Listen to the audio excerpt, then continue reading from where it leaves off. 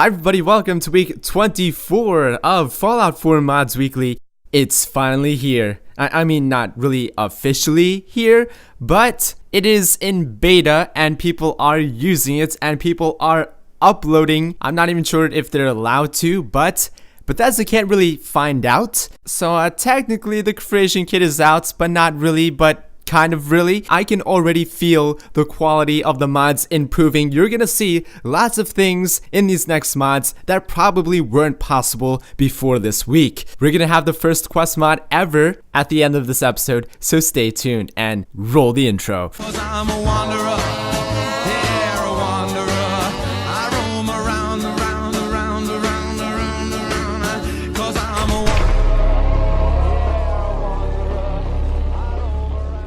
The man who can make anything you ever wanted in your wildest dreams in a Bethesda game using Dwarven assets is here. M is back, and I finally know what M stands for. It stands for magic. Cause he's about to work his magic in Fallout 4. This is Automatron Securitron, a mod that allows you to build Mr. House's Securitrons from Fallout New Vegas in Fallout 4. To assemble your very own Securitron, start with the Securitron torso, go to the legs and select the Securitron tire, go to your torso rear parts and select the Securitron satchel, go to your Securitron front parts where you can then select what shows up on your Securitron screen. Wow, look at all the selection here. Classical Securitron, Mr. House's face, Victor's face. The variety is real. You can even give him a different color, make him a pink Securitron with Mama's face. You can even make him a hybrid, right? You don't have to do a full Securitron. You can do like an Assaultron on wheels.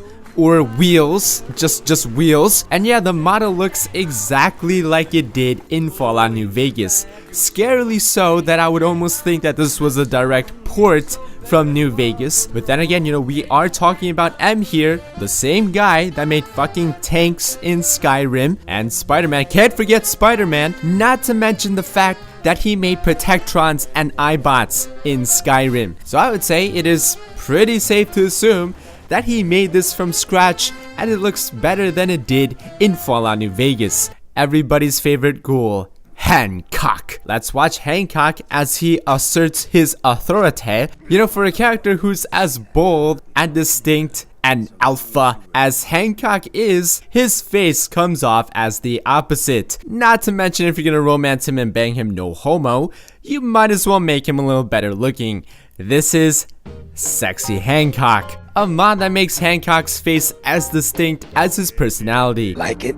I think it gives me a sexy King of the Zombies kind of look. Big hit with the ladies. Also pussy. Lots and lots of pussy Hancock's gonna be drowning in soon. Just look at the look on Fahrenheit's face. Oh, Hancock, you're so alpha. Even Undercover Deacon is like, oh, Hancock. I mean, look at him. He's the most handsome ghoul you'll ever see. He actually has the shape of a nose. He's already beat 99.9% of all ghouls. They don't call him Hancock for a reason, right? Because you'll never find his hand on his cock, because it's gonna be ghoul bitch's hands on his cock.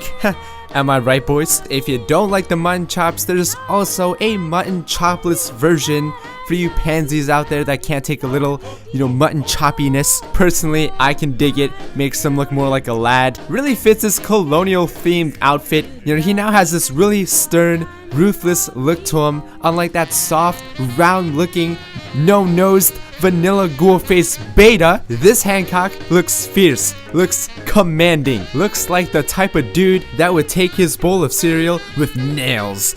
Those posters and billboards you see of that hot Nuka chick? Why isn't that a thing in Fallout? Oh, wait a minute, it is. With the mod Nuka Gear by Eleonora Elise and DD Productions. Now, because of a certain tool that may have entered beta recently, these armors and weapon have been implemented more creatively than usual. To be able to craft the newly added outfits, you need to find their respective magazine in the game world. They're all in different locations scattered around the Commonwealth, usually around mall type areas, but I love this because it makes it feel like an achievement and makes each armor special because you actually have to find it yourself and you don't add it unimmersively through the console commands. The weapon can be found alongside ammunition as well as a note next to it. Now the outfit comes in 5 variations: the original, Quantum, the 2077, Cherry, and the Vault-Tec. And what's this?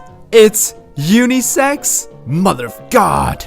His buns! It's like they're made out of steel or something. I need to know this man's squat routine ASAP. This man's been making gains, right? He's been making all kinds of gains, right? All kinds. As far as the Nuka Blaster goes, looks like a very heavily modified alien blaster pistol. It is a very costly weapon to use, as each round requires 1 entire Nuka Cherry. You can even mod it to be automatic, and you can also put a Nuka themed scope on your weapon as well. But that's not even all. Our friend Darren has also included, free of charge, Nuka Tops. That's right, Nuka Cola cocktails in all 3 flavors. The basic one is a basic explosion. Then there's a cherry one with a very cherry-tastic explosion that does more damage than the basic. And then there's the even higher damaging one, the Quantum Nukatov, which causes a fiery blue explosion. Eleonora DD Productions, what a duo. Teamwork makes the dream work, like Scottie Pippen and Michael Jordan, but not really. They're about to make some even more amazing shit in the future. Brahmins play a very important role in Fallout 4. They transfer our shit from settlement to settlement, carrying thousands of pounds on them. So it's only right that we take care of them and feed them good food. Unfortunately, their diet consists of air. I don't know if you've ever paid attention, but Brahmins literally eat air out of a tub. And that's probably the most depressing shit I've ever seen in Fallout. I think it's time that the Brahmins got the micronutrients they deserve. This is Cattle Feeders Filled by Temazati, a mod that adds what looks like sunflowers into the cattle troughs, so that they actually have some sustenance to support their bodies and make some gains and transfer stuff through settlements. I gotta say, this is a really immersive mod. But you know what's even more immersive? Brahmins farting. Holy cow, that was a scarily realistic and immersive farting sound. Brahmins are basically cows. Cows fart all day. Why don't Brahmins fart all day? They're the same thing, it's just a mutated cow with 2 heads. And what's more, there's variations. Cause not all of our farts sound the same. That shit sounded so realistic, my room is starting to smell. Oh, wait a minute, that might have actually just been me. You can't say your game's immersive until your troughs are filled with sunflowers and your Brahmins farting. Ladies and gentlemen, but mostly just gentlemen, I am ecstatic to present to you all the first official quest mod that actually adds a quest to your quest log. And if that wasn't enough of a treat for you, it was also made by TrainWiz. This is Ransacked Relays and Shuttersome Subways, a mod that adds 2 dungeons to the game that are meant to show off what is possible with the Creation Kit, or at least what TrainWiz can do with the Creation Kit. Ransacked Relay is located up north of Outpost Samanja, and it is a very creepy place, and like a lot of places in Fallout 4, has a very dark and scary past that you could sort of find out by looking around and reading terminals. That part's very similar to a Bethesda dungeon, but unlike Bethesda dungeons, you will laugh your ass off. Yes, it is a dark place with a scary past, but TrainWiz will always inject that comedic relief. No way in hell would you ever see this in a vanilla terminal, and that's why I love modding.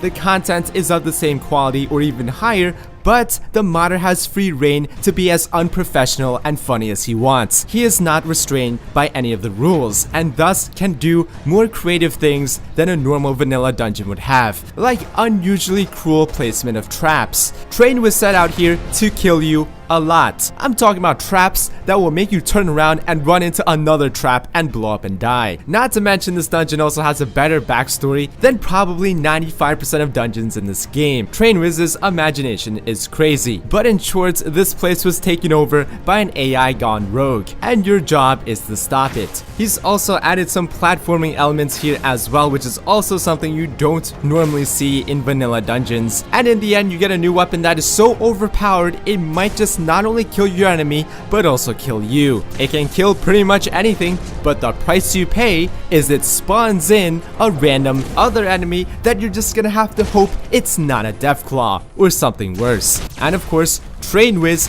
cannot make his debut quest mod and not have trains in it. Shuttersome Subway shows off the scripting abilities through moving trains to take out a giant Mirelurk. Giant caves and caverns like this you don't really find in the vanilla game, nor do you find moving trains very often, nor do you find a Mirelurk as huge as this one. This one is a unique experience that you won't find anything like it in the vanilla game, and it's a lot of fun. This is only a preview of what's in store for us in TrainWiz's Maxwell's world, but he has set the bar pretty damn high. There weren't NPCs or dialogue or voice acting yet, but all of those will surely be coming soon. And that is it for this week, guys. This was truly a monumental day in modding, and I'll see you guys in the next one.